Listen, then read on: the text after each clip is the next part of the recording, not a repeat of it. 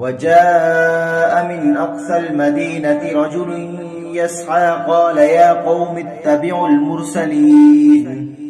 اتبعوا من لا يسألكم أجرا وهم مهتدون وما لي لا أعبد الذي فطرني وإليه ترجعون أأتخذ من دونه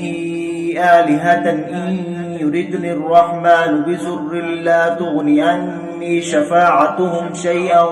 ولا ينقذون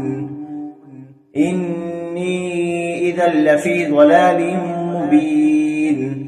إني آمنت بربكم فاسمعون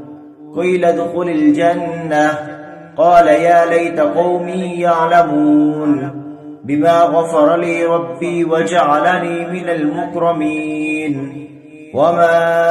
أنزلنا على قومه من بعده من جند من السماء وما كنا منزلين إن كانت إلا صيحة واحدة فإذا هم خامدون